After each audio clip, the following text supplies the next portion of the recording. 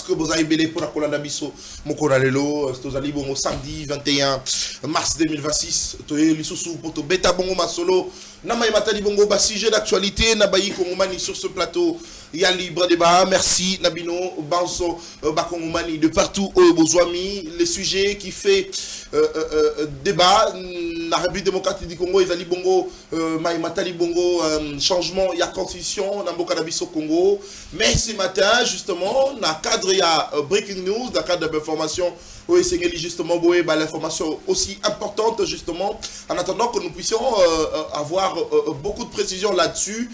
Bayi AFC M23 Baouti ko signé ce matin un document oyo bako informé na opinion nationale et internationale que AFC M23 a décidé bongo kolongwa na Bukavu justement place Baye Bakibongo na occupé illégalement injustement. M23 AFC va publier document ce matin signé par Bertrand Bissu. Moi, justement, en attendant de confirmer l'information, c'est justement ce qu'on a vu à travers les réseaux sociaux. On veut justement savoir est-ce que ils allaient loko ya solo tu ali lukuta, mais ce qui ils allaient bongo ya solo ils allaient malamu mingi parce que ils allaient koke na sens justement ya ko ba bongo pacifier mboka na biso Congo et na document na bango ba lobby ete ba kolongwa na tina ete ba bongo na ko favoriser kimia pour ingela na mboka na biso Congo na yango en attendant justement que l'information soit confirmé ce qui est allé bongo tokosenga bongo nabayi AFC M23 au regard justement il y a accord au Bassignan qui na Doha na même atali bongo c'est les faits mais aussi accord à Washington baye bongo na ko libérer ba territoire nyonso occupé et kozala bongo eloko ya malamu mingi po ete bakongomani oyo bazali bongo na este ya mboka na biso baye bongo na ko vivre en toute quiétude na mboka na bango oyo ezali bongo na République démocratique du Congo. Allez na matali bongo ba sujet alelo tokoyeba bongo ko beta masolo na matali bongo changement à constitution bayi ba pasteur ba koti makamba changement à constitution bayi ba politique ba kondongwana bayi ba musicien puis également ba kondongwana ba ko beta masolo na matali bongo changement à constitution Kofi Olomide alobi oui au troisième mandat parce que selon ye akanisi était soki ezalaki nata moko de Kolo Félix Tshisekedi te Paul Kagame alingaki lelo ayeba bongo na kufanda na Gombe. De l'autre côté également Jimem Piana na concert na yo asalaki Mikolo Leki alobi oui au troisième mandat tokoke de tout droit na troisième mandat pour le chef de l'État Félix Antoine Tshisekedi Tshilombo, mais tout le monde également bas comédien. En attendant, on a beaucoup Issa Kaza donc la vidéo on a bas comédien, on ne sait pas. Est-ce que c'est réellement la comédie? Toi les alliés et solo pour la moni dauphin boula mata diwana yepé akosala campagne pour le troisième mandat à l'obit pour changer constitution wana tout changer yango yali bas comédien bas na moni bango belé bas comédien. Est-ce que bango bas kosala ngo la cadre ya comédie ya qui ça?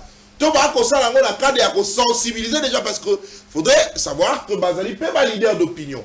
Est-ce que tu as que toutes les couches sociales et en Boka Nabiso Congo Bazali d'accord pour le changement à la constitution? Tu peux mettre ma solo dans ma matériel bongo basije voilà. Professeur Mbata kuna penangambo ya Lubumbashi bisika ou azwami alobi était chef de l'État Félix Tshisekedi du pouvoir na e ou te pas mototé pouvoir na e ou te pas tatanzambe moto nyoso Ali, pasteur, il y a un solo qui est parce que pouvoir naé et pas un zambé. Mais quid du changement de la constitution? Tu changer la constitution pour l'animer. Ce qui doit changer la constitution, il est au Salama. Est-ce que tu as pour ça, Félix Tshisekedi, à la locale, ça s'ouvre ou à outil qu'on a réélu pour la 5e fois avec 94%. Bah, concurrent n'a pas 0,0, 0,0, yemro 94%. 94%. Surtout suffrage. Il y a voté, il y en a qui pratiquement, si j'ai bonne mémoire, 2 millions. Enfin, c'est pas beaucoup. Par rapport à la population, na Congo Brazzaville, ça soit réélu pour la 5e fois. Est-ce que c'est le cas? Oh, Tolingi Pe, tata mo kote Kolo Félix Antoine Tshisekedi Tshilombo, aïe, bah, on démérer. Namoka Nabiso Loko la Sasungesu, on va en parler. Sur ce plateau, Nabayi Kongo Manimi Balé, Moko Boebi, Alata Bongo Drapeau, Nanzoto, Azadi Bongo Moko Yabakambi, Pe Balobeli, Lingomba politique et sidé. Il y a mon avocat Martin Fayulu Madidi, mon avocat Raphaël Kibuta, Azanabiso Longo, mon avocat Maître Derrick Mutombo, Azadi Bongo, Mokambi, il y a l'Ingomba politique, association des Congolais non alignés, Nabango, le face-à-face de ce jour, pour la Maïmata Libongo changement à la constitution, mon amboka, Raphaël Kimbuta, Mbote na Opeboyi, madame. Mbote, Ndeko, Nathan Kianza, merci une fois de plus pour la confiance renouvelée. Napesi codibateur Nangai Mbote, napesi lisusu ba Kongomani oba okolanda biso na tongo ya lelo, le président légitimement Eli Martin Fayulu napesi epe Mbote, ba cadre banso ya Lingomba Nangai politique engagement pour la citoyenneté SID et le développement SID en sigle. Je précise napesi bango Mbote. J'espère que le débat sera vraiment un débat républicain parce que biso to décida kolobela mboko yo rien que la république parce que ceux qui yango ezalité to ya osala ni na plateau télévision. C'est la raison pour laquelle to loba que faut conscientiser tout le parti prenant. Il y a problème il y a République démocratique du Congo pour qu'on se mette autour d'État pour résoudre le problème. Mais voilà, on se réveille un bon matin, on nous crée encore un problème. Mais on va en discuter. Donc voilà un peu. Très bien, merci beaucoup. Moi, je suis Maître Eric. Mbote na yo, Opeboyi, madame. Mbote ndeko na temps, c'est Mbote na Raphaël Kimbuta, na dit que tokuta na rané dans plusieurs plateaux, c'est ma toute première fois. Tokuta na ele Nathan Kanza. Merci. Oh balanda bazolanda partout. C'est quand on pesa ba Kongomani non aligné Mbote, na lingila na beta mbele na ngai page ko komulumba. Nazo beta mbele page ko mulumba ya pamba te. Bango baali ba cadre na kati ya Lingomba politique ya IDPS. Bango basanganaka. Batalaka condition ya ville province ya Kinshasa ndenge ezali. Balobaka nini? Parce que ye tango azwaka mukoloto ya ville province ya Kinshasa na 2 semaines atikele biso ba rond-point propre. Mais le soko le kiwana et le otobenga ka développement na Congo eza souté. C'est ce qui otongi oleki oya koya oya obebisa komona ba fulu na ba rond-point nyoso jiko komulumba abongisa dans 2 semaines. Mais le lot tozo le ka déjà 3/4 ya mandat ya Ndeko Bumba. Bosoto na ville province ya Kinshasa eza lisusu ya kolobela te. Même le ministre de l'Intérieur en a évoqué hier. Bateau ya mortalité lelo na ville province ya Kinshasa est très élevé. Ce qui est à la base c'est quoi? Ce sont les immondices. Et puis Daniel Bumba et si quand ba kino bazo zelaye azalaka kunate kolongola ba fulu azakunate. Ko déboucher ba caniveau azakunate. Ye azaka kana tracasserie na démolition. Et puis démolition yango tout ça na kati ya état de droit. Démolition yango ata muto atongi na domaine privé ya l'état. Et ça na prérogative te ya gouverneur yemoko asamisi yemoko abimisi décision judiciaire yemoko abimisi ba huissier na ye bakay ko ça démo bakay ko exécuter ba décision na ye za la bongo te dans un état de droit. Dans un état de droit ce qui muto a impiété domaine privé à l'état basa randenge nini il faut qu'on mema batu wana liboso ya bazuzi. Très bien. Bazuzi nde bazana ba capacité ya koyeba est-ce que ya solo impiété domaine privé à l'état ce qui yo mandataire au sali yango ezalo ko se rendre justice c'est ça infraction. Mais Daniel Bumba azola mukazo ya belo ko sala te so loti ndoto ya kobuka ke buka bato abuka bato apaka juma lelo ba komi ko zongati sans tenir compte ya bato à 3e âge paka juma ba nyozo bato ba komo zonga muke ba kenda tika bango wapi bagena sele aucune planification ba kenda wapi c'est yo ko pesa précision ya site ba mimaka bango oyebiteka ba misusu bameka bango na ba école nazo senga na ba konzi ya IDPS nazo senga bango boyi mokonzi mboka akosala malamu peuple ebetele maboko mais muto azo bebisa bila ya mokonzi mboka eza Daniel Bumba soki bozo tala ba relation familiale bo mboka ba geraka mboka te en tenant compte ya ba relation familiale seule la compétence nde il faut to pesa yango mpifo tozaki na jeko ko muluma géopolitique na bino boza nango tala kote memi biso soko tali bilan ya Félix Antoine Tshisekedi Tshilombo na ville province ya Kinshasa eza butu na moyi na sengi na ndeko jeko ko muluma bino boza ba cadre boza banganga ya mayele ya IDPS moma yango yo awa tozosenga moma yango tozefandaka bino mais moma yango oyo tokozanga discours parce que Bumba aleki bato nyonso na makasi. Oh, bozanga discours. Tozanga discours. Face à Raphaël Kimbuta bozanga discours. Opposition lelo azo soutenir Daniel Bumba na haut niveau. Parce que incompétence na yende zo pesa bango ba argument. Lelo zo comme on dit un opposant qui crée Daniel Bumba, c'est que ayebi makamute. Bango faut ba soutenir Bumba parce que pendant merci beaucoup. Très bien. Allez, j'ai Coco Moulumba 48 heures. Na pena tuna ramotuna. Mwana mboka osala ndenge nini? Hein? Osala na ndenge nini? Po interim ka ya mukie. Mais résultats à la palpable. Osala ndenge nini? Pona ni ba oyo wana msusu ba kokate ko sala lokola yo sala. O sala ndenge nini? Tala le rond-point Willery c'est pas moi baté qui tout le monde déjà conteneur mo ekotia mawana soki ba kotonga nini. Soki ba ko sala wenze. Soki ba ko linga ko sala nini to yebite. Rond-point Gambela. Et comme inango bisika ba shege ba ko ya ko lalaka. Bosoto ya ko sakarate. Lobby na butu à partir à 0 heure na bana koleka na rond-point Gambela. Ba shege batandi ba puta ba kolala pongi. Na basi na bango. Au sala ndenge nini po en un temps record au tia propriété na ba zone wana na ba bisika wana. Au sala ndenge nini. Au simbaki si au sala magie to ndenge nini to ya ramaele. Parce que bango ba ko kokate ndenge nini. Yo sala intérim mais Bumba a tout un mandat. Au sala ndenge nini. Ya limotuna. Mwana mboka Derrick n'abandie pas une changement à la constitution. Les canisi na yo les anini lelo. Na même atali bon changement à la constitution. Bon changer la constitution pour nani parce que vous c'est pas les changer. Donc bon changer la constitution parce que réellement et qu'on empêcher Congolais à vivre dignement dans mboka na yo. Mais yebisa biso. Sauf qui vont changer la constitution et qu'on va bon changer l'article nini pour adapter la réalité sociétale. Ninge bino moko beaucoup lobela. Mais aussi une autre question. Est-ce que vous corrompre déjà les musiciens, les comédiens, parce que tout le monde dit que débat et changement de la constitution et ceux qui n'ont pas politiciens, mais comme ils ont la couche sociale de la population. Nathan et là on a ces pèlerins et tout la question est un professionnalisme dans la parce que au moment où nous retourne nos questions mais à maillot vers les bas mais tout la question même maintenant on réfléchira bien pour réfléchir très bien. C'est pourquoi on a ces pèlerins.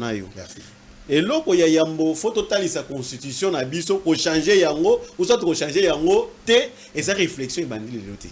Très bien. Parce que ça na ba congomani ba surtout ki kaka. O té il faut changer té. Il faut réviser constitution, to réviser té. Déjà en 2005 avant pour tout que dans référendum ya constitution oyo. Bato déjà ba noter les mila yango. Bato ba senga révision nango. Bato ba senga changement nango. En l'occurrence IDPS a salaka campagne pour to boycotter constitution wana. Parce que constitution wana e uti wapi. Origine ya constitution.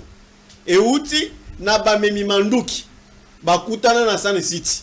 C'est comme ba memi manduki wana ba rebelle ba kutana na San City. C'est comme ba salaka bango morote. Omonlelo nanga azana gaga mekuna. Ndem ta pesa ka ba injonction. C'est que ceux qui a yé na dialogue akoya na ba revendication ya nani? Ya Paul Kagame. Jean-Pierre Mbemba azalaka pe na o ya ye groupe ya rébellion. Azalaka na ba Ugandais. Okomona ke na Museveni. Okomona ke batu nyonso o bazalaka na San City. Bazalaki téléguidé. Donc bayaka na revendication te ya peuple congolais. Yango komona constitution na biso ezo refléter te ba congolais. Ozomona eza ba intérêt ya ba peuple mususu. Mais tango yaki ba congolais Kabila Alexis yango nanko na référendum résultat ezalaka Kabila Alexis yango nanko tika na silisa résultat nango na référendum elekaka na 51%. 49% baboyi et le modèle wana c'est depuis 2006 hein? 49% baboyi 51 de mandimi écart il y a combien de pourcents? De 2%. Non, mais c'est déjà la majorité. Absolument. Absolument. Mais regardez, et là, il y a Marc Wana. kezalaki déjà na problème, il y a 49%, il y a population ba rejeter yango. Mais loko wana esali 20 ans. Est-ce que oyebi que to ya croissance, il y a bato o ba rejeter constitution et kozala à combien, kozala à combien? Alors, là n'est pas le débat. Absolument, absolument, il y a combien? Mais pourquoi Bisso, tous ont souhaité que va changer la constitution na Bisso? Tous ont souhaité yango yambo. Ils ont un article 217 il y a constitution. Très bien, 217. Ils ont 217 il y a constitution. Tangela Bisso papa. Parce que tolingite toko sana. 217 de la Constitution. La République démocratique du Congo peut conclure des traités ou des accords d'association ou des communautés comportant un abandon partiel de souveraineté en vue de promouvoir l'unité africaine. Et l'obéni. Ndeko eloko ba bengi souveraineté. Ezali pouvoir absolu. Dans l'État et de l'État. Dans l'État, c'est l'aspect interne. Donc, pouvoir l'État azana yango, y a qu'à décider. Il y a qu'à décider sur maïe o ya ko sala sans interférence ya mutumususu. Donc, pouvoir absolu de l'État. Si ko bazo yebisa yo que pouvoir absolu wana ezana ba caractéristique yango ya souveraineté. Beaucoup qui concède yangote les caractéristiques de la souveraineté. Beaucoup qui concède yangote abandon partiel. On a tout cédé. Beaucoup qui côté yangote. Côté yangote. Parce qu'ils ont pouvoir absolu. Donc tout côté yangote. L'État qui côté indépendance na yete. L'État a côté pouvoir na yete. L'État côté pouvoir originaire na yete. Ce qu'on a en constitution. Ah, la constitution bah il faut céder yango. Faut céder yango. Oh. Au nom il y a solidarité africaine. Mais bisous tous les 9 voisins. Tout ça quand même dans Rwanda, azalaka na posa ya kozoma belé na kati ya mboka na biso. C'est que tu ko signer pe traité au nom ya solidarité africaine tout ça nini? Tu sais que les mabélé. Donc ils ont un problème, ils ont violé la constitution mais la souveraineté en soi qui est le pouvoir absolu d'un État a des caractéristiques. Tous à la patriote. Est-ce que la souveraineté, on peut, la souveraineté parmi ces caractéristiques, et ça qui est beaucoup aliéné en côté. Beaucoup aliéné en côté. Beaucoup cédé, beaucoup côté gâté. Argument ya yambu yangwana. Argument ya mi balé. Notre constitution, ils ont un bilan comme ils ont un cadre, ils ont un régime semi-présidentiel. C'est ça non? Mais la pratique c'est quoi? La pratique, ce n'est pas semi-présidentiel. La pratique, il y a les dérives qui entrent là-bas, c'est l'hyper semi-présidentiel. Et là, c'est la qui s'abisso. Tous au principe, il y a Montesquieu. Il y a séparation de pouvoir. Nazo exemple, il y a tant Ndeko Kamere a démissionné dans l'Assemblée nationale comme président. Chilumba, il y a joué intérim. Et ça, institution, ouais, ça indépendante, non? Et quand on organise une élection sans interférence, il y a Mokozamboka. Pour confirmer leur indépendance. Mais tu ne m'as pas dit, Azo Zela, mot d'ordre, il y a haute autorité de référence. Ça veut dire quoi? Ça signifie que le pouvoir union s'est organisé sous l'influence du président de la République. Ils ont empiété le principe de séparation de pouvoir. Bilan de beaucoup respecter séparation de pouvoir. Bilan de beaucoup respecter à côté. Zelana Koma. Justement. Bisote Zelana Koma. Zelana Koma. Constitution na biso zelo baki après Mapolon. Mokonzi ya mboka. Akokende koluko nommé premier ministre au sein ya majorité parlementaire. Comment mokonzi akokende ko nommé premier ministre au sein ya majorité parlementaire? Oye kozala sima na yete. Or tozo loba séparation ya pouvoir. Donc famille politique ils ont dirigé bino. Or principe ya Montesquieu ils ont concentré quoi? L'équilibre entre les pouvoirs. Parce qu'aujourd'hui le camp législatif ils ont exercé ba mission nango ndenge sengelité. Pourquoi? Parce qu'il y a des interférences politiques. Regardez la Cour constitutionnelle, sa composition. La composition de la Cour constitutionnelle. Et ça politisé. Qu'est-ce qui politise la Cour constitutionnelle? T'as là des membres nango. Des membres nango ils ont eu un conseil d'État. Conseil supérieur de la magistrature voudrait dire. Trois musos ont eu un l'Assemblée pas le Parlement. Et puis musos sont dans la vie. Donc par exemple au Parlement. Est-ce que le Parlement est composé de manani? Pas parti politique. Donc pas parti politique aussi ma magistrat na bango. Ande Gonata. Le parti politique ça magistrat na bango. Donc d'où il faut te changer. Et l'okoyo constitution hein. Il faut te changer. Voilà ligne. T'es combien d'ango il côté hein. Moni constitution. Ali mobeko papa. Moni mobeko toza na mobeko likunzi. Oto na kosiko faut changer ngo. Nazo songela epo mona. Lelo kofi na JB. Bazo fingama. Balobi bilo bopesi bango mon solo. Tala la campagne de changement constitutionnel. Mobeko likunzi o. Oh. Na article 23 nango. Et le bini. Et le BIC, ils ont garanti droit à la liberté d'expression. C'est que Congomans n'ignorent soit qu'on exprimer, bah point de vue naïe. Donc, et en toute liberté. En toute liberté. Et Pékisingate na comment, par exemple, fouille à Nathan. Nathan n'est pas ou mais la seko na seko. Et ça, bah opinion nanga. Et qu'on libre. Naza libre, qu'on finit ça naïe. Merci. Mais quand l'opposition y a les lots. Tellement que ça opposition moko ya matalana bazi comme ya JB ba komi ko finga ye azana ba musicien masala 60 ans donc pona bango loyauté eza infraction pona bango stabilité eza sous malamu te ba antivalent ça il faut pona JB azala malamu il faut musicien ya asala 2 ans alongo na orchestre akeno ça succès merci ça succès eza problème ndeko na tatikana bakisa confiance il a problème na mboko confiance à légende mais parmi bateau azo critiquer Kofi lelo ba misoso bazapela légende na kosuba na ndako peut-être bakata kosuba na ndako na 15 ans non biloko mususu photo moni na politique biso bato sa politique biso nde photo to tangisa bato ba valeur soki biso to komi ko na ba anti valeur ko critiquer mutu po à émettre un point de vue na ye on les a problème très bien et loko nazo senga na bato ya isidé na temps pesanga montant batu ya isidé ba memi fayulu liboso ya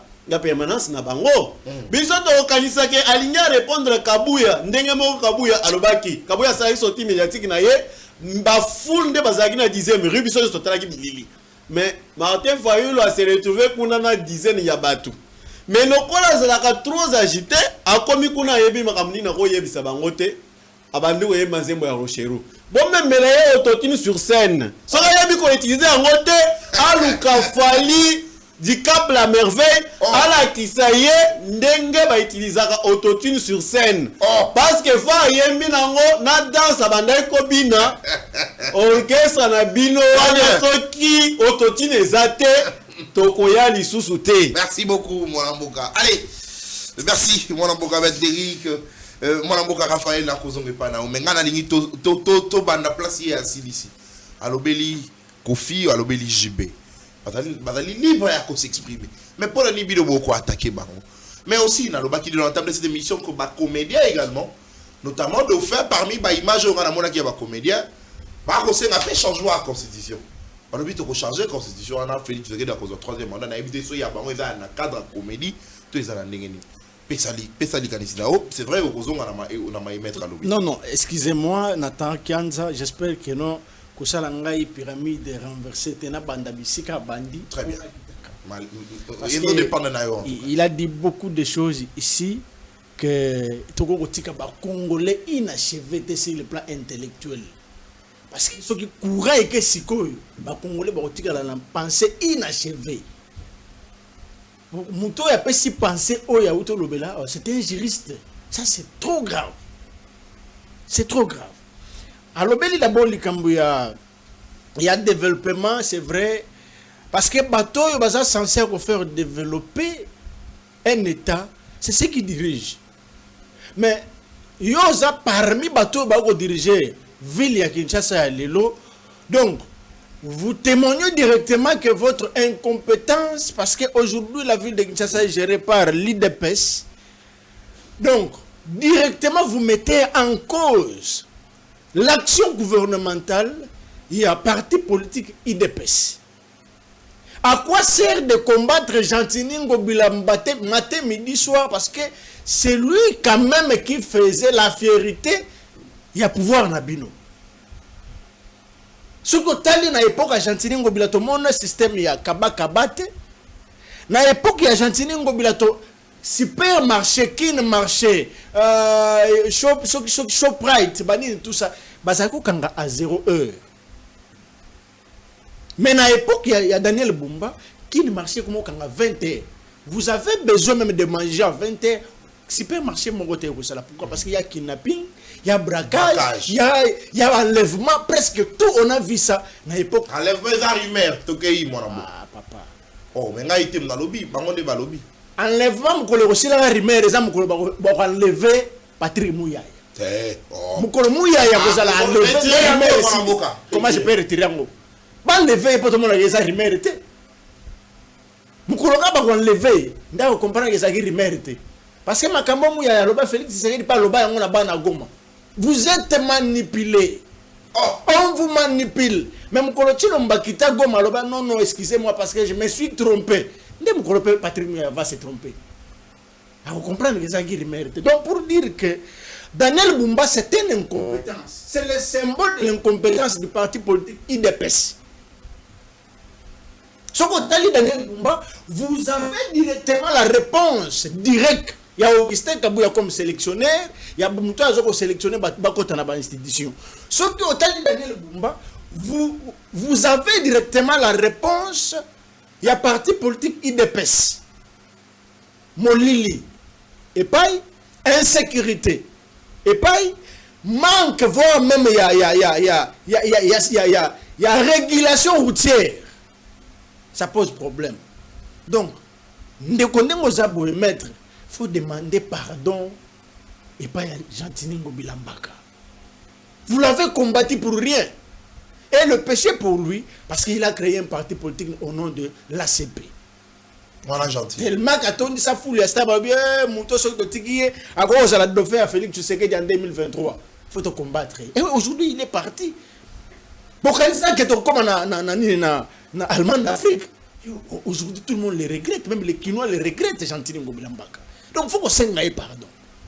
Ça, je passe. Donc, côté constitution, mais maître, je ne sais pas, est-ce qu'aujourd'hui, vous êtes fiers? Il y a sa réflexion, devant même moi, parce que quand on a makambo yo lobby, au lobby boy. La constitution est salamée pas à belligérant. Belligérant de bon meni biso bango. Mais tandis que vous avez pas belligérant on a pas biso bazana institution actuellement. Oh. Mais oui, bazana bango. Belligérant Vous dirigez le pays avec les belligérants. Biso bazana quatre institution, n'est-ce pas? Parce que tangi moko yo moko tangi bemba au lobby que pas ça na quatre. Mais bemba kwa la bango. Mais azana bino. Fait permis à transport. 20 permis à transport. Donc aujourd'hui, nous sommes en insécurité circulaire parce que belligérant m'a quoi diriger Mboka. Mais maître Mtalobi a engagé. Maître Mtalobi. La difficulté à retard pour la parce que belligérant m'a quoi diriger institution de transport. Donc Bakinois, il faut pas comprendre que ce qui transport les gens mbutu, ce qui insécurité routière les alliés. Parce que le gérant dirige l'institution de transport au nom de Jean-Pierre Bemba. Maître Mtalo. Je passe. À l'objet constitution totalisée 20 ans. Mais Mbata vous a dit ici. Ça c'est la constitution. Ça c'est Mbata. En tout cas, je me transmets en Mbata. En miniature. Il dit ici. Constitution est la meilleure constitution du monde. Donc, et vous totalisez même 100 ans, et vous totalisez même 200 ans, et vous totalisez 1000 ans, et c'est une constitution. 1000 ans. Oh là là, mais là. 1000 ans. 1000 ans. Vous totalisez 1000 ans. 1000 ans, donc, ça c'est moi, c'est Mbata. Peut-être que je suis Donc, ezali nango mabete. Mais soki kokoma mabe, soki bato bakomi na likanisi ya ko changer ou bien ya ko réviser constitution, c'est que mutu wana akomi na likanisi ya ko violer maman na ye. Voilà que ça maman ne kalinga kai. Voilà que ça maman na ye ke alingaka ye. Donc lelo yo maître na mbata na kabuge, n'est-ce pas que bino pe bokomi na philosophie ya ko violer ba maman na bino. Ah, oh. Retirer yango mwana Na boko. retirer ndeni, ngo ça peut mbata retirer. Na retirer. Et là, on m'a bien lobby parce que j'ai paraphrasé André Mbata. Mbata lobby en que non, muto ya ko koma na likanisi. Ya ko changer ou bien ya ko réviser constitution ya malamu. Oyo ba pesa biso pa ba belligérant. C'est qu'à côté na likanisi ya ko violer maman na ye. Siko ya ngo réponse na zone maître. Est-ce que bino bo komi na likanisi ya ko violer ba maman na binoté? Parce que vous voulez changer ou bien réviser la meilleure constitution du monde. Et puis, le bien que c'est 20 ans, mais Mbata à quel âge? Âge Mbata, ils ont une constitution, ils poussent à la route. Pourquoi vous ne voulez pas réviser Chilombo au sommet de l'État? Pourquoi vous ne voulez pas réviser Mbata au sommet de l'État? Même on t'a révisé parce que vous avez 45 ans. Oh, allez, non, allez, s'il vous plaît. S'il vous plaît. Âge, il y a un problème. Mais c'est comment âge la constitution pose problème de Ronangaï? Âge a un problème, mais l'âge de la constitution pose problème. Ah, donc maître, c'est impossible. Donc maître, c'est un constitutionnaliste. Ça tombe. Ali avocat, il y a quand même sûrement. Ça, deuxième des choses. Troisième des choses, c'est là où maître a sali cacophonie. Il parle de la souveraineté. Maître, la souveraineté, nous avons deux types de souveraineté. Nous avons la souveraineté externe et la souveraineté interne. Externe, oh, il a dit que sur le plan international, on doit vous reconnaître en tant qu'État. On nous reconnaît en tant qu'État sur base de la souveraineté. Sur base de la souveraineté. Parce que les États se reconnaissent en tant qu'amis. C'est pas sur base de la souveraineté. Dis-moi que peut-être je vais avoir ça pour le Ah, des places non, non, attends, ma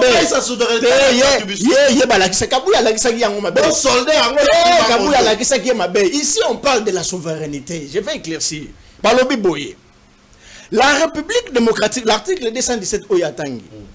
La République démocratique du Congo peut conclure des traités ou des accords d'association ou de communauté comportant à un abandon partiel de la souveraineté. Souveraineté au Bakolobela, balobi de la souveraineté et non de terre. Comprenez bien.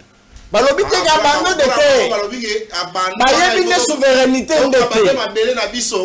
Ici, on ne parle pas de l'abandon de terre. On parle de l'abandon et la souveraineté. Comment on peut abandonner la souveraineté? Écoutez, ça la calme. Kabouya Zoko Sabino. Le monde est dirigé par le système OADA. Sauf que, sur le plan OADA, la République démocratique du Congo a cédé une partie de la souveraineté pour signer la charte, il y a un système OADA. C'est ça la souveraineté. Le fait qu'on dit c'est une partie de la souveraineté. Il y a un système OADA. Maintenant, aujourd'hui, si la communauté, bien, l'Afrique centrale se décide de créer la monnaie, l'Afrique centrale. L'Afrique centrale. La République démocratique du Congo donne l'accord, il y a la monnaie ouana. Il cède directement la souveraineté monétaire. Ok, c'est dans ce sens-là. C'est ça, l'article dit ça. Donc, notamment, adhésion à RDC dans la communauté sous-régionale. Sous-régionale. Exemple, c'est exactement. Félix en signant l'accord. Et là, il faut signer l'accord Rwanda ou bien EAC. C'est l'article 217.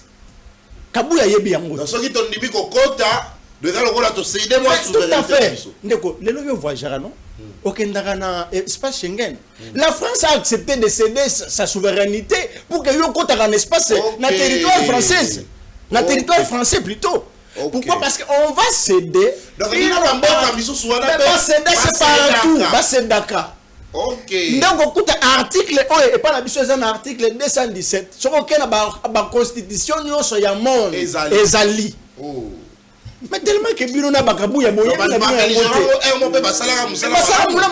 Ba belligérant moko ya bango azo diriger basala musala malamu. Oh, siko bango nde ba yebi na bango ba article te comment interpréter mais je suis quand même merci tomaké que juriste mutabimisi article oyo. Très bien. Je peux suivre ça na citoyen lambda. Ou bien il peut y avoir ça peut-être mécanique. Ou bien ça chance infirmière. Mais juriste était. Donc il quand même qu'on dit pas kabouya. Donc dit pas kabouya parce que ça na yé moi na IEC. Kabouya moi na IEC c'est normal de procéder. Économie. Ouais ça na économie. Économie à IEC. Expert en économie. OK. Donc on dit merci kabouya a interprété boye article 217 parce qu'on va concéder pourquoi parce que Azali na yé ressortissant il y a IEC. Mais yo ça juriste au comme ça malumba. Très bien, merci beaucoup. Ça c'est trop grave. Merci beaucoup mon Amboka. Deuxième je cite. Il a parlé de la majorité parlementaire. Majorité parlementaire, ça n'a rien à voir avec la Constitution. Oh. Sauf que la Constitution vous donne oh là là. Ça la calme. Sauf que la Constitution vous donne un principe. Principe Zanini. Nathan Kianzabimi, président de la République. Et vous vous retrouvez devant vous, il n'a l'absence de majorité parlementaire. Mais maintenant, vous recourez directement à la Constitution. Que dit la loi? Quels sont les principes? Principe le biboyi. Le cas où il y a majorité parlementaire, okonome muto babengi to bengaka informateur pas que ne kolukela yo majorité o wana soki ezali pour epesa yo mpifa ya kobimisa ministre ou bien premier ou première ministre au sein d'une majorité parlementaire. Très bien. Bloc moko ezali te. Mais posons-nous maintenant la question aujourd'hui. Vous êtes majorité aujourd'hui. Vous êtes majorité. Opposition, c'est l'unique parlement dans le monde opposition ezalakati. C'est l'unique. Parlement, il y a sens unique, parlement congolais. Il y a sens unique. Il y a sens unique. Mais au nos présidents et articles sont bloqués. Non, vous êtes majoritaire. Merci la Rosongela, au moins Mboka. Allez, tout poursuivre rapidement, peut aussi dire ça. Émission la mission à Moko Nanelo, on a deux invités à ma droite, Maître Derrick. Azali Bongo Mokambi, association des Congolais non alignés, lui il est pour le changement de la Constitution. Qu'est-ce que signifie non aligné? Alors, je disais, Maître Derrick, Azali Bongo Mokambi, association de Congolais non alignés, il est pour le changement de la Constitution. Mwanamboka, Raphaël Kimbuta, Azali Bongo Mokoya Bakambi, Pebalobeli Alingomba politique, et Sidé à Mwanamboka Martin Fayoulou. Il est reconnu avec sa tenue, avec son drapeau. Azali entouré de dynastie mané, drapeau, ainsi que constitution, drapeau. Drapeau. Allez, deuxième partie de l'émission. Avant tout de même, Mwanamboka Isakaza pour parler des vidéos. Maître Derrick. Mwanamboka, l'ancien ministre, il y a EPST, Tony Bakazadi a déposé déjà loi organique, proposition de loi organique sur les référendums en République démocratique du Congo. Est-ce que l'UDPS, l'Union sacrée, ça prête, je voulais dire, petit à petit, pour la Koye Babongo Sikoyo, qu'on salisse un référendum, pour être voté, oui ou non, pour le changement de la Constitution. Mais au-delà de ça, Mwanamboka, est-ce qu'on peut constater que ceux qui ont un référendum, ont voté, tant que Est, les deux grandes provinces, occupées par l'ennemi, va voter, est-ce qu'on a dit que et qu'on pesa bango pifo ya kolobake biso lokola to voté te to ko reconnaître la constitution raté o esalami na Kinshasa et tali biso te o ko mona te bino ne bolingi ko favoriser balkanisation mboka na biso na même atali bongo référendum o bolingi bon organisé pour le changement de la constitution. Vous avez na maloba 5 minutes pour tout cette émission là. On attend maramnyo so ça bien. Mais elle comme ça mami. Oh. Parce que débat ya mibeko et ça débat il y a des spécialistes tangi classe ya mibeko mais kozwa un mécanicien na muto tangi classe ya mibeko basa a débat sur mibeko ozotia muto seli classe ya mibeko en difficulté parce que surtout ozui médecin ozui un médecin ozui na cordonnier bango nyonso ça la ratonga et basa la tonga moroté c'est que a aussi cordonnier aussi un médecin Oh. ça il a tonga là zo yebise que te crochet ba ko kotisa mtu nazoto te ya zo te faut kotisa azo définir yo pena souveraineté azo te faut kotisa so il to signer ba traité bilatéral et to céder na to céder souveraineté na biso. Donc, il étant que coordonné, celui qui a zoki portable, il faut qu'on soit accroché au côté. Avant kotonga ko kanga ba pesa na crochet. Azina singa kangi kaka le roi médecin ça mais ça mobomi. Non, mais non, les politologues, hein, Toti Kamwe, les Canabas, la mito, mais il est en face des politologues. Politologue, je voulais dire. Non, la différence c'est que ceux qui nous suivent doivent comprendre la réflexion. Merci. C'est ça, en fait. Après, yo, on t'a sali science politique. Hier, à l'école classe, à spécialiste, il y a quoi interpréter Mibeko. C'est ce que on n'entend pas la bino. T'es d'abord. Alors, dans le sens où il y a une notion politique. Après ça, yo, ba caractéristique, il y a souveraineté. Ce qui a pesi yango, yemoko a rozonga na sima, à comprendre pourquoi, na 2023, Martin Fayulu a yebisa bango ba postuler te pour ba kende maponamité. Mais elle ba comme na candidature ya ba candidat président de la République, yemoko abimi akeko postuler. Donc bango ba c'est là qui souveraineté là. D'explication na yé. On va l'explication na yé. Et la place ouais. C'est là la souveraineté là bango. Na Fayulu. Très bien. Allez on y va. Biloko baso yé kolisa bango na incidé. Et puis oyé nango na plateau bien j'ai na so recruter un juriste. Non na so ba makambo onga na yebi. Vous comprenez? Oyo zoloba eza biloko ozoyoka bato bazoloba ozo ramasser na yo oyé ko rencontrer na plateau. Non. Les débats sur les changements de la Constitution, c'est un débat républicain.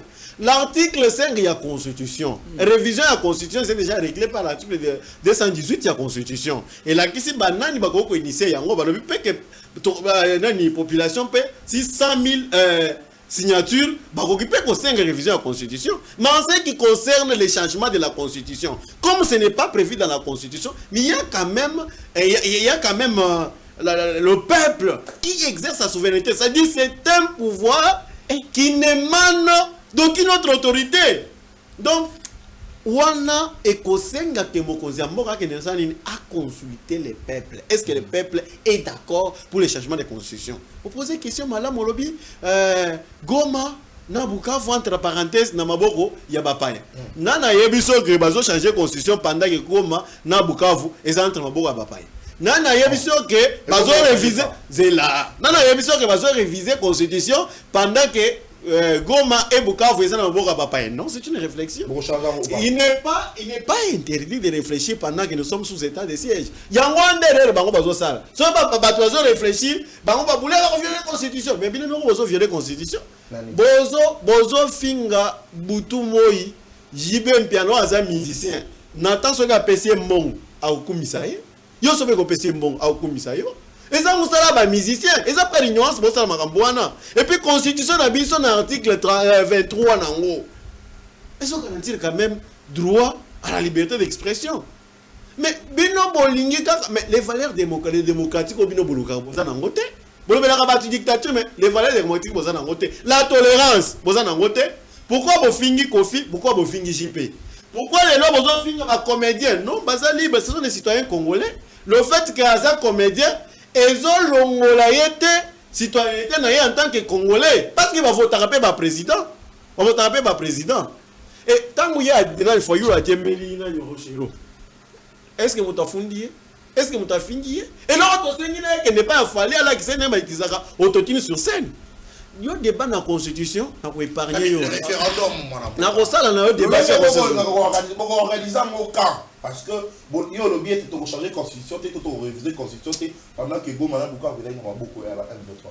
Quand est-ce que vous allez récupérer les territoires occupés et quand est-ce que vous allez changer la constitution parce que on court d'ailleurs le temps d'aller à 2026. Lobby 2027, lobby 2028, il faudrait que les élections soient organisées dans Mboka. On attend. Question qui tombe à tout nu. Mutu à l'autre arrêté à ce tambour. Eh Nzambia. Ce qu'on m'a dit à ce tambour et puis ce que na loti, c'est qu'il y a le couteau. Na moment où tozali, tout intellectuel avisé, ayebi que na 2028 élection ezati Pour Nani.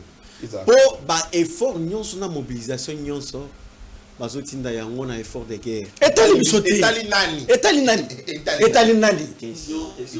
Question très. Parce que c'est une question très importante. Etali nani. Laissez-moi répondre. S'il vous plaît, s'il vous plaît. Je comprends maintenant que vous êtes un patriote qui est à plateau. Bato bazo kufa na S etali binote.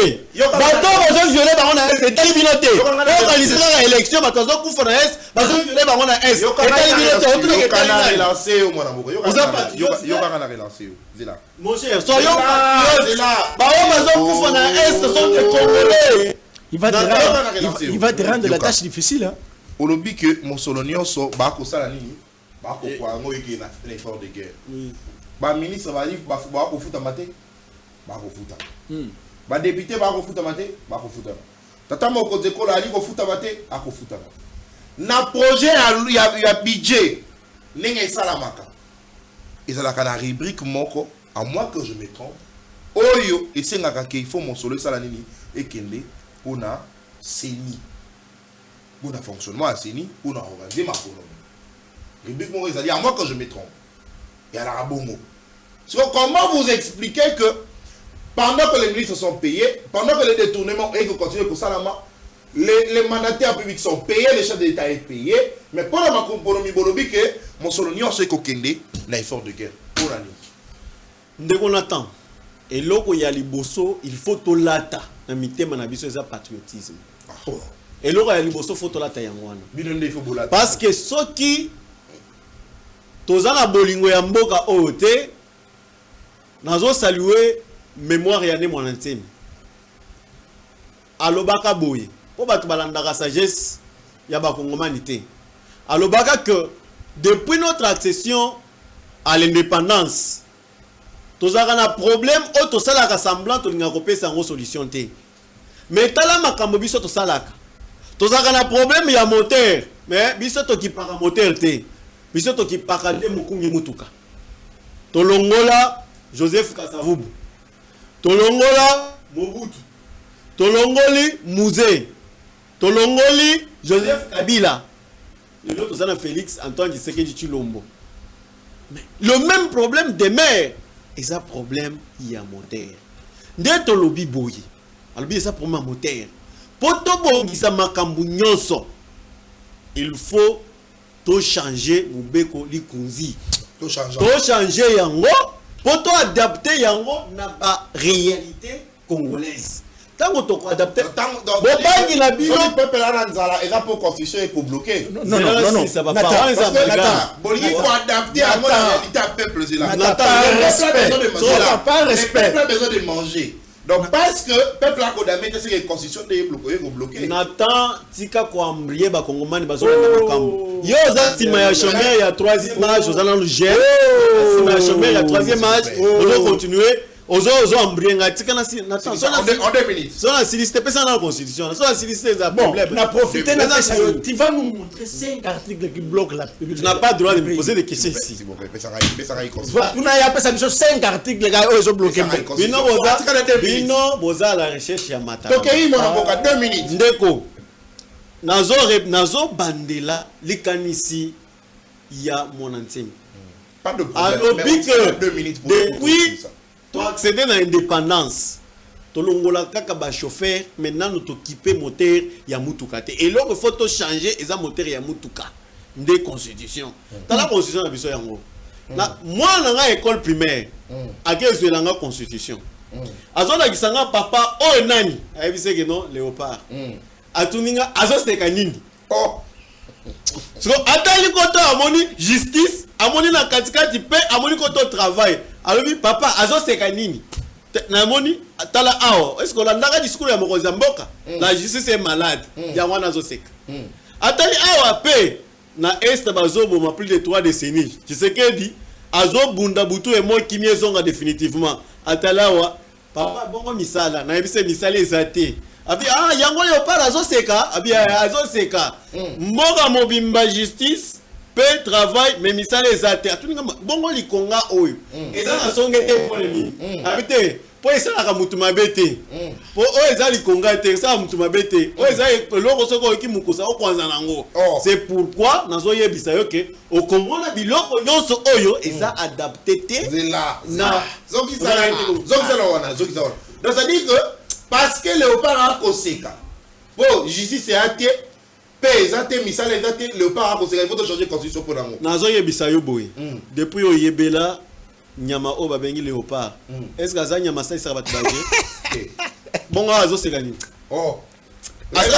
asesa bato baje nyonso okutani na ye okotelema asesa bato baje so awa azoseka nini justice yango oyo azoseka nini eza te pe yango oyo pe eza te travail yango oyo misala eza wapi misala eza wapi azoseka nayebisi mwana nga azoseka po mboka oyo justice eza te kimia eza te misala eza te yango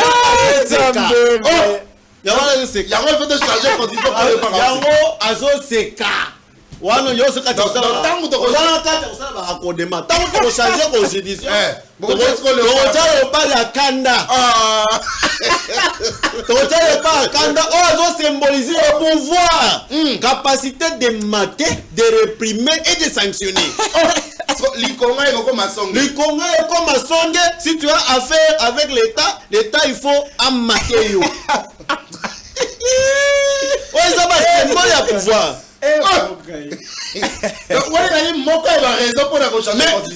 depuis yo yebi Léopard esembo ezaka makambo yo songoli Léopard azoseka Léopard ya comédien azoseka so azoseka ntango natali koto namoni justice natali mokonzi mboka alobi ke justice na biso eza malade natali akimia plus de 3 décennies bazoboma kaka bazoviole natali koto travail oyebi ke toski azui musala te akufi pe bongo misala eza te ata na comprendre bité mais Léopard azoseka Léopard azona raison émission Zili kokate mission bote osali mame osali Isa émission Zili osali mission bote émission Zili émission Zili non kabila ko pesa la constitution on a raison pour la raison il faut te changer pesa la constitution t'as la raison pesa la constitution pesa nga dans les pas il faut la kanda comment va toi mwana mboka Raphaël Kimuda on a eu la 3 minutes à obe silisa papa silisa tokele mabandi na noir bakongolais bakongolais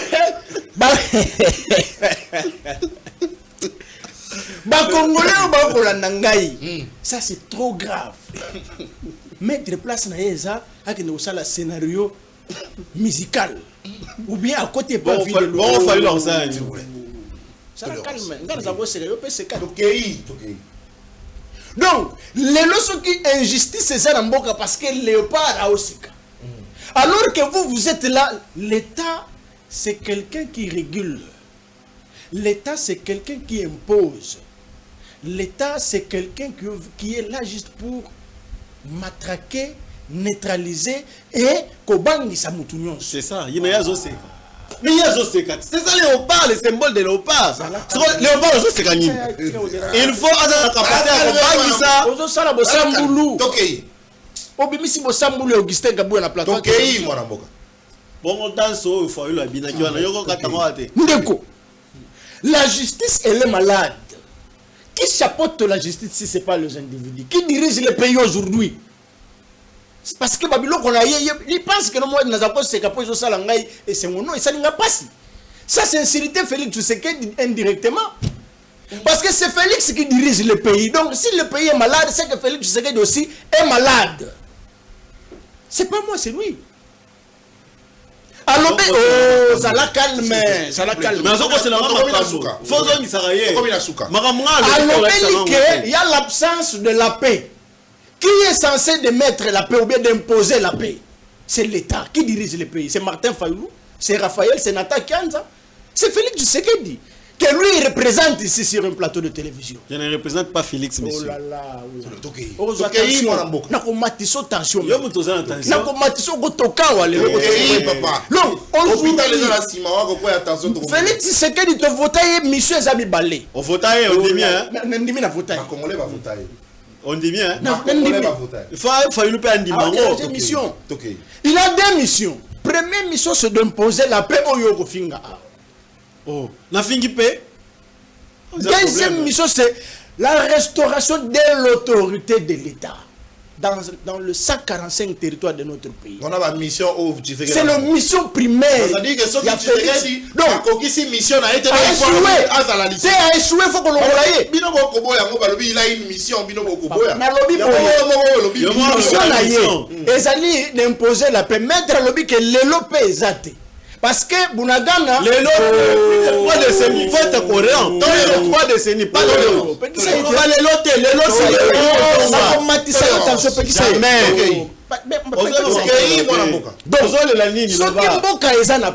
lots, c'est c'est l'absence. Il y a incompétence. Il y a bateau qui dirige Mboka. Absence c'est incompétence. Sur l'amélioration. Absence c'est incompétence. Absence c'est incompétence. Absence c'est l'absence. C'est ça on va dire dans l'absence. C'est ça on va dire dans l'absence. Et là l'absence c'est là. Maître Azoloba, au moins il y a force il y a il y a dégager. Il y a c'est là. À force il y a qu'on déranger hier à qu'on se perdre. Attends, on a mis mon avocat il y a mon avocat. Avec un moment là. Avec un déranger avec un moment. On intervient raté. Azali na ngongo. On va d'accord intervenir. C'est maintenant na déranger oté. Natas na déranger. Donc aujourd'hui s'il y a l'absence, il y a paix et ça l'absence il y a incompétence ou bien il y a compétence, il y a Félix Tshisekedi au sommet de l'État. A échoué dans la mission, il a une mission c'est d'imposer la paix. Est-ce qu'il a imposé la paix? Je dis non. Parce que Félix a bâti la campagne na Bukavu, na Goma, na Bunagana en 2018. Est-ce qu'aujourd'hui il peut encore aller? Premier échec. Alors, Lyon a parce que travail, il y a mon chômeur. Moi, je suis avocat. Est-ce que c'est tu racontes? S'il vous plaît. Faut pas raconter. S'il vous plaît. Allez, s'il vous plaît. Mais moi, je vais raconter ma bêtise. Félix Tshisekedi, je vais créer 6 millions d'emplois. Il a créé combien? Alors, que l'État a fait sa carte d'emploi. Non, il y a une question que non. Mais il n'y a pas de choses à Balou qui a lobby l'État. Alors, il a créé 6 millions d'emplois. Après quelques jours, comme à Zagana, thèse, n'antithèse, l'État a fait sa carte. Très bien. Donc vous comprenez que ici il n'y a pas un problème. Le problème c'est les individus. Le problème c'est les individus. Attendez qu'on finisse JB. Parlons-en. Nous t'appelons ici JB à l'obata. JB a eu le bel abisso makambu ya moi si na yete. JB a eu la xabisso te que non ndenge ni na kabona na basi na ye. JB a eu le xabisso te que le lot ceux qui ont une instabilité conjugale ezali. C'est quoi ça? S'il vous plaît, allez, un peu d'élégance dans Balouba. C'est quoi l'élégance? Un peu d'élégance dans Balouba. C'est quoi l'élégance? Un peu d'élégance, s'il vous plaît. C'est quoi Tokei. S'il vous plaît, allez, Tokei, mon amour, une minute. S'il vous plaît, ceux qui te l'obéissent, JB na Kofi, je retire. S'il vous plaît. Je retire. Très bien. Ceux qui te l'obéissent, Kofi, parce que c'est des citoyens. Il faut toucher l'âme d'un État. L'âme d'une nation, c'est quoi? C'est la Constitution. Maître, attendez l'article 218. C'est vrai, je suis d'accord avec vous. Je suis d'accord avec vous. L'initiative, il y a changement, il y a révision, il y a nini, tout ça. Je suis d'accord avec vous. Mais l'article 218, c'est la suite logique. Et dans l'article 219, et la suite logique de l'article 218. Les avocats, tu peux me contredire. Que dit l'article 219 de la Constitution? Je lis. Ah, ça la calme, le bien voté, bino botanga raté. Bino botanga raté, c'est là la tangela yo. Bino botanga raté. Balobi boye. Aucune révision ne peut intervenir pendant l'état de guerre, l'état d'urgence, l'état de siège. C'est là, ça la calme. Très bien. Nous sommes agressés, oui ou non? Oui. Alors, du moins que celui maître confirmé que on va ça qu'on est ba milice à force du progrès ne ba kangi goma na Bukavu. Parce qu'aujourd'hui toke ka c'est la suite logique o ya bino je dépose la constitution pour to bois kayango pour bino bolo to bois kayango. Ce qui goma na Bunagana na Bukavu population baza ko na ba voter constitution o bino bozang po ozana ngo bo ndeko bimisa ngo po bozana ngo wana. Bozana constitution. Bozana ngo. Eza ba draft yo. Bozana ngo c'est au bimisa ngo déjà. Donc ce qui goma na Bukavu va voter constitution na bino wana. N'est-ce pas que vous balkanisez d'une manière déguisée le pays? Merci. Je peux vous répondre. Merci beaucoup. N'est-ce pas? Avec l'autorisation de Nathan, je peux vous répondre. Non, merci. Et monsieur, Une minute, et s'il est Ah, déjà. Kata émission S'il vous plaît, na quoi c'est pas sinini yo la tu vas changer constitution parce que Léopard a conséquent. mais à ce qui peut ba congolais bazar ba chômeur à ce qui peut justice exacte Papa, parce que bateau bazar na tu vas changer constitution pour pour Léopard. le pas oseka ça c'est trop grave ça. Yo lobby mission Ça, c'est trop grave. Merci beaucoup. Allez. Est-ce que Félix aujourd'hui au banque sabato? Mais parce que Léopard nazo c'est Nzambe alo lambo ke kufu. Alors oui, bango tango ba changer constitution ba ko changer Léopard en kanda. Léopard a est-ce que soko tali pena kabuya ne otali kabuya bo est-ce que kabuya ko changer Léopard azo se? Zo débat combien millions balé? Zila non. Yo natata otali Léopard, yebe Léopard oseka. Léopard oseka. Allez. Merci beaucoup. Allez, émission mon collègue le Sili. Ça justement, on va prendre justement une petite vidéo. Il s'agit justement de la remise Yababus, remise Yaba Pick-up. Et là qui justement mon collègue par le DG mon amboka Teddy Luamba, directeur général Yasnel Oaeba Kibongo Nako Zongisa. Babus da pick-up justement na bayi bajan Yasnel poété Mosala et Salama Lolenge et Longobani mobilité et la assurée question Mosala et Salama Lolenge Sengeli sur toute l'étendue de la République démocratique du Congo. En image justement Tokolanda reportage il y a ma confrère Nabiso il y a Radio Télévision Nationale Congolaise la RTNC et puis Torozonga justement après pour aussi ça émission Nabiso à Mokonalelo. C'est parti. Opérationnel avec la mise à disposition d'un important lot des matériels roulants. C'est jeudi 19 mars 2026, au siège de la direction Kinshasa Sud dans la commune de Limete, 30 pick-up de marque Toyota et 2 bus de 62 places de marque Tata ont été officiellement remis aux différents services. Une cérémonie présidée par le directeur général de la SNEL SA, l'ingénieur Teddy Luamba Mouba, en présence des responsables de l'entreprise, qui pour la circonstance a rappelé que cette acquisition vise à améliorer la mobilité des équipes et l'efficacité des interventions sur les terrains. Merci. Vous savez que la société d'électricité, la SNEL SA, a pour vocation à rendre service à nos abonnés ainsi qu'à la population. Et à ce titre-là, il faudra que les conditions de travail puissent être améliorées. Et c'est à ce titre que nous avons aujourd'hui doté l'essentiel de notre personnel d'une mobilité renforcée pour que la qualité des services puisse être améliorée. Et ceci, c'est pour un meilleur service et accompagner la vision du chef de l'État, Félix Antoine Tshisekedi. Totalement. Ça, c'est fait sur fonds propres de la SNEL SA. Et je pense que cette dynamique va continuer pour améliorer fortement la qualité des services sur toute l'étendue du territoire national. Un signal fort qui traduit la volonté de la SNEL SA de se rapprocher davantage des usagers et d'optimiser la qualité du service électrique à travers le pays. Très bien, merci beaucoup. Il y a qui reportage, il y a ma confrère Nabiso, il y a RTNC, le DG Teddy Luamba, Mouba, Motoako, Salamalamu, pour l'intérêt, il y a Bayi, Bakongomani, il y a Pessi, Babus, également Bapiquet, pour l'agent, Bayi Babongo, Nako Kende Mosala, et puis Kozonga en toute sécurité, mais aussi justement, parce qu'elle a pré-apte, justement pour servir la République démocratique du Congo en toute responsabilité. Sincère félicitations, Namonamboka, le DG Teddy Luamba, pour Mosala, Okosala, Yamalamu, pour l'intérêt, Bongo, Yabakongomani. Allez, émission, il y a Mokonalelo et Sili. Merci Namonamboka, Maître Derrick, merci. Raphaël Kibuta, cette émission est terminée. Mais il faut changer constitution pour le Parakoseka. Bon, il faut changer la pour pas. Mino le Paré mon na libanda te. Émission Sili, Issa. Au revoir.